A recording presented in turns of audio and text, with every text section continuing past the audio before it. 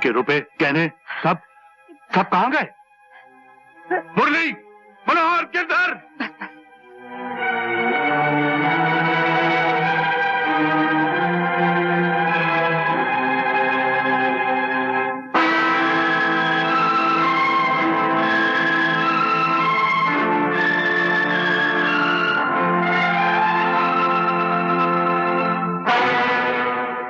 मैं पूछता हूँ, तिजोरी के रुपए गहने सब कहाँ हैं? हैं?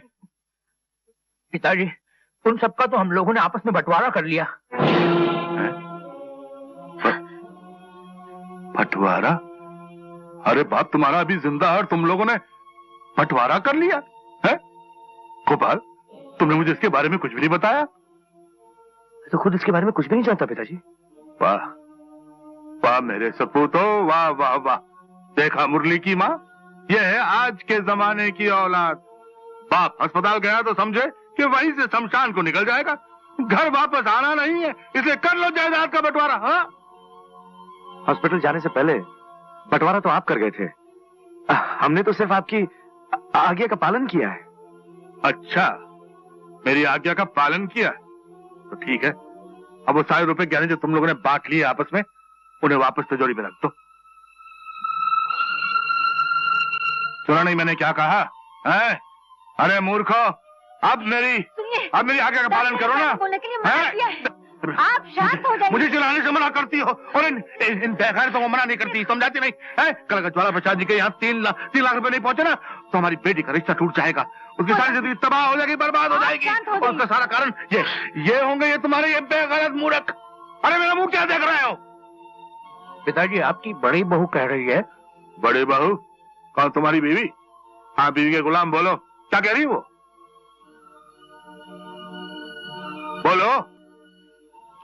यही कि गोपाल की शादी में हमने एक पैसा नहीं लिया। हाँ, तो फिर पुष्पा की शादी में क्यों दहेज दें? और पिताजी, वैसे भी दहेज लेना और देना दोनों कानूनन जुर्म है। उस दहेज के लालची ज्वाला प्रसाद के घर में पुष्पा को बहू बनाकर भेजना उसे कुएं में धक्का देने के बराबर होगा पिताजी। हमें तो खुद ही ये रिश्ता तोड़ देना चाहिए और पुष्पा के लिए कोई दूसरा रिश्ता ढूंढना चाहिए। अच्छी बात है, कोई दूसरा रिश्ता तलाश कर लेते हैं उसके लिए, लेकिन ये बंटवारा फिर से करना पड़ेगा। और अब के इस बंटवारे के 4 नहीं 5 हिस्से होंगे। पुष्पा भी जायदाद की उतनी हकदार है जितना कि तुम सब हो, और मैं उसका हिस्सा उसे दिलवाना चाहता हूँ। अरे ये तुम लोग कहाँ जा रहे हो? मुरली, मनोहर, गिरधर, अरे सुनो तो। मुरली की माँ, ऐसी होती है खून चूसने वाली औलादें। अरे हमने सारी जिंदगी इन जहरीले सांपों को अपना खून पिलाकर, अपने सीने से लगाकर इन्हें पाला, मगर आज ये लालच के मोह में आकर इन्होंने अपने बाप के कलेजे में डंक मार डाला। रे लक्ष्मी इंसान भगवान से रो रो कर औलाद की भीख मांगता है, और वही औलाद बड़े होकर उसकी मौत की दुआएं मांगती है। बस बाबूजी, बस आपकी तबीयत ठीक नहीं है, जख्म अभी कच्चा है। अरे ये कोई जख्म है? इससे बड़े जख्म तो ये मेरे बेटे दे रहे हैं मुझे। ये मेरे बेटे नहीं है, ये लालच की चोंच से माँ बाप का गोश्त नोच और खाने वाले जहरीले गिद्ध हैं। बाबूजी बस, आपकी तबीयत ठीक नहीं है, आप आराम कीजिए, सब ठीक हो जाएगा, आप चिंता बिल्कुल मत कीजिए। मर गया डॉक्टर, मर गया। आई मेरे दाढ़ में बहुत दर्द है। अरे तुम चिंता मत करो, सब ठीक हो जाएगा। ये डॉक्टर है या लॉयर है?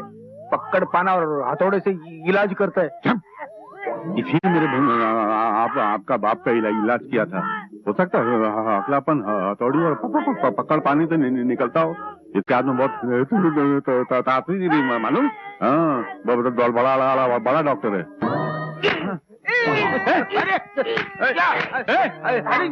कीला ठोक रहा है, बहुत जोर का लगता है। अरे तू डॉक्टर है या कसाई? मुझे नहीं कराना इलाज, नहीं कराना इलाज।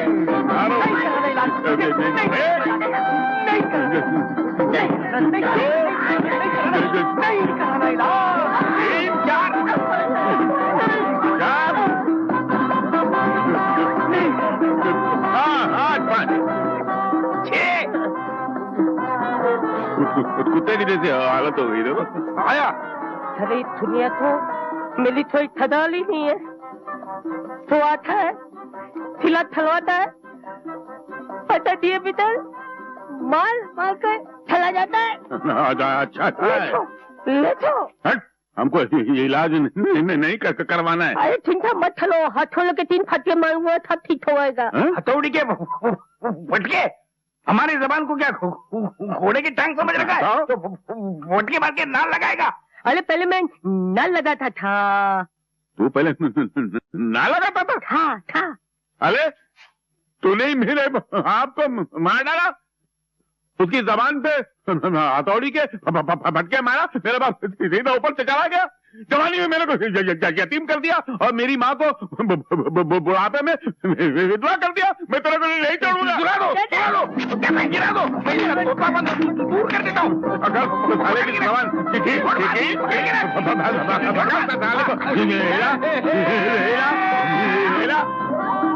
अब करेगा साला कसाई।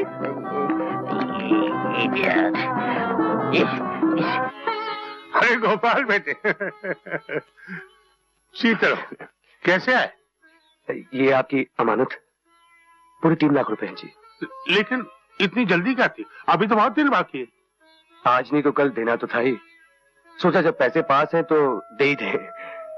बस आपसे एक ही विनती है बाबूजी, इसके बारे में किसी से जिक्र मत कीजिएगा, ताकि बिरादरी में आपकी और हमारी दोनों की इज्जत बरकरार रहे। उसकी फिक्र मत करो बेटे, तुम्हारी इज्जत हमारी इज्जत है। चलता हूं।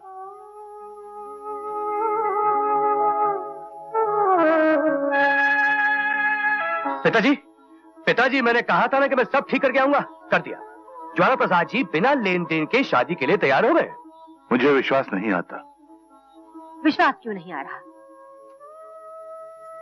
गोपाल क्या झूठ बोल रहा है? ज्वाला प्रसाद जैसा आदमी और 3 लाख रुपए छोड़ दे ना, मुझे विश्वास नहीं आता। आपके साथ विश्वासघात हुआ है, इसलिए आपका विश्वास दुनिया पे से उठ गया है। वैसे दुनिया इतनी बुरी नहीं है मुरली के बाबूजी। मत कहो मुझे मुरली के बाबू, मेरा उनसे कोई संबंध नहीं। मैं सिर्फ अपने गोपाल का बाबू हूं, और ये माला जो मेरे लिए औलाद से भी बढ़कर है। अब छोड़िए ना पिताजी, ऐसी बातें तो होती रहती है। अब बसंत पंचमी को कम दिन रह गए, जल्दी कीजिए, हमें ढेर सारी तैयारी करनी है।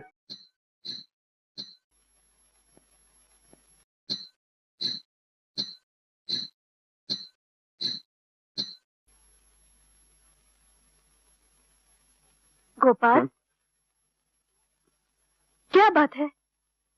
बहुत परेशान दिख रहे हो। नहीं, ऐसी तो कोई बात नहीं है। बात है, तभी तो चेहरे पर परेशानी की झलक नजर आ रही है।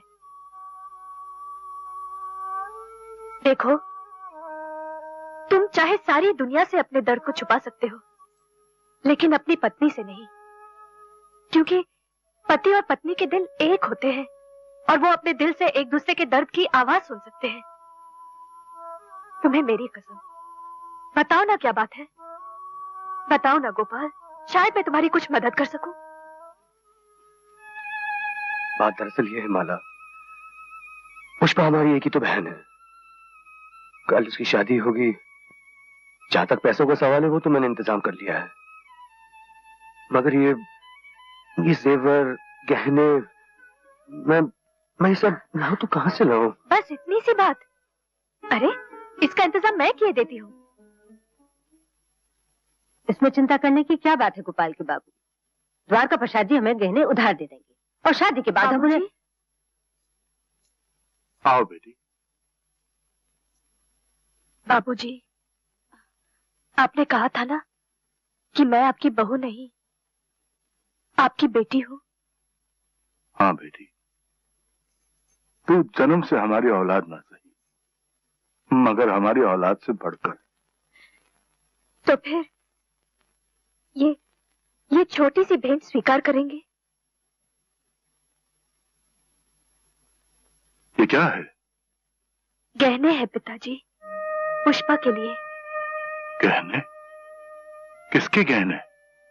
पिताजी ये वही गहने हैं जो आपने मेरी शादी के समय मुझे दिए थे। नहीं बेटी, ये तेरे गहने हैं, हम इन्हें कैसे ले सकते हैं? एक बार जो दे दिया तो दे दिया, अब इनमें तेरा अधिकार है। गहने होते हैं किस लिए? आड़े वक्त में काम आने के लिए। ये गहने मैंने पहने, अपनी ससुराल आ गई, अब मेरी ननद पहनेगी और अपने ससुराल चली जाएगी। नहीं पिताजी, आप एक शब्द भी नहीं कहेंगे। आप इन गहनों को रख लीजिए, भगवान के लिए आप इन्हें रख लीजिए। आपको मेरी कसम, आपको अपनी बेटी की कसम, इन्हें रख लीजिए। वाह बेटी वाह, मेरी बेटी, तूने आज ये साबित कर दिया कि तू इस बड़े घर की सबसे छोटी बहू सही, लेकिन इंसानियत के दर्जे में तू सबसे बड़ी। तू महान है मेरी बेटी, तू महान है।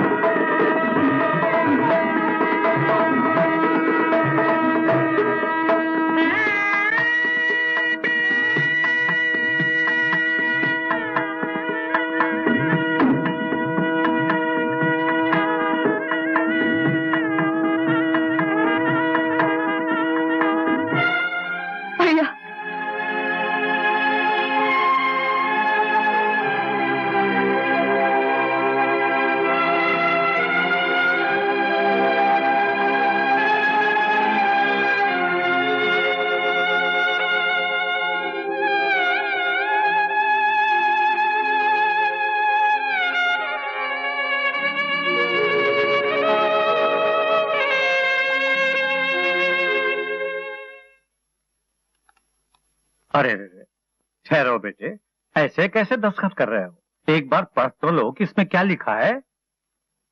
चाचा जी, आपने मुझ पर इतना भरोसा करके बिना किसी लिखा पढ़ी के इतने रुपए दे दिए, तो आपने इन कागजात पर क्या लिखा होगा मैं भरोसा नहीं करूंगा? मुझे यहाँ पर पूरा भरोसा है चाचा जी। फिर भी बेटे समझ लो कि इसमें क्या लिखा है। इस दस्तावेज के मुताबिक 3,15,000 रुपए जो मैंने तुम्हें दिए हैं, उसके बदले तुम्हारे पिताजी की वसीयत के मुताबिक उनकी जायदाद के 1/4 हिस्से के जो तुम हकदार थे, आज से मैं हूं। जी चाचा जी। बेटे, मैंने अपनी जिंदगी में तुम जैसा भाई नहीं देखा जिसने अपनी बहन के लिए इतना बड़ा त्याग किया हो। वाह वाह बेटे गोपाल, वाह।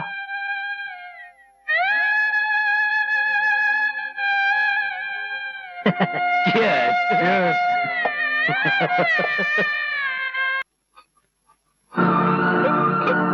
लक्ष्मी, हैरान, सुनिए क्या हुआ? आके तो खोलिए। क्या बोली के बापू? गोपाल, गोपाल।